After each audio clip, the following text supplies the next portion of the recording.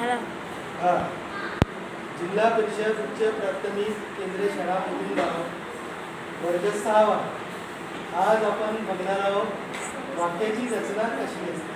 तर तुम्हाला मी याची आधी सांगितलं वाक्यामध्ये काय महत्त्वाचं असते? क्रियापद।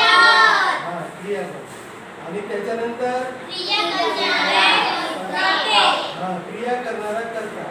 आणि मग वाक्यामध्ये जे इतर शब्द असतात ते मात्र कोणताही क्रम जरी बदलला तरी वाक्य काही बदलत नाही। त्यासाठी मी एक तुमची कृती घेणार आहे। उदाहरणार्थ हा जो पहिला शब्द आहे तुला तू राजू आहे, तुला तू कोणता शब्द? राजू। तुला सकाळी, तुला शब्द नाही गावाला,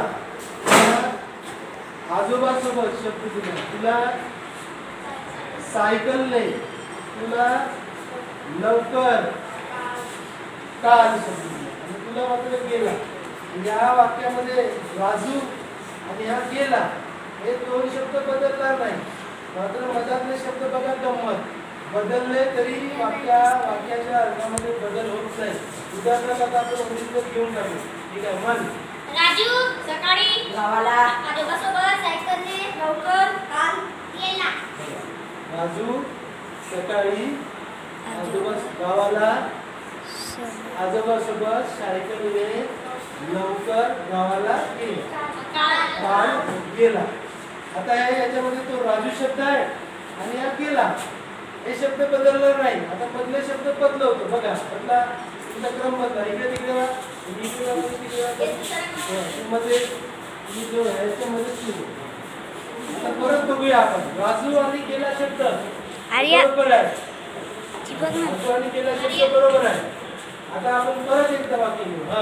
राजू लवकर काल आजोबा सोबत सकाळी सायकलने गावाला गेला। वाक्य तसा राजू आणि गेला हे दोन शब्द महत्वाचे, बाकी शब्द जरी बदलले वाक्य बदलतो का? नाही। आता पुन्हा एकदा पलटा, इथेच आहे परत नाही, मला जवळ होतं इथे होते असे होऊन जात। आता परत आता म्हणून पाहिजे राजू सकाळी सायकलने लवकर आजोबा सोबत काल गावाला गेला। वाक्य बिघडलं का? नाही। वाक्यातले कर्ता आणि क्रियापद हे दोन शब्द महत्वाचे, बाकीच्या शब्दाचा क्रम जरी बदलला तरी वाक्यामध्ये बदल होत नाही। अशीच रचना इंग्रजीमध्ये सुद्धा असते, तर इंग्रजीमध्ये सुद्धा मी तुम्हाला सांगेन। ठीक आहे, समजलं? सांगा वाक्यात सर्वात महत्त्वाचा शब्द कोणता? क्रियापद। आणि त्याच्यानंतर सर्वात महत्त्वाचा शब्द कोणता?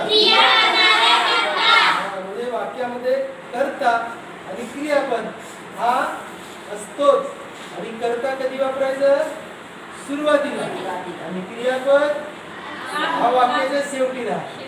आणि मधले शब्द कोणत्याही क्रमाने वापरलं तरी वाक्याच्या अर्थामध्ये फरक पडत नाही। समजलं का तुम्हाला? हो। ठीक आहे, धन्यवाद। मला धन्यवाद।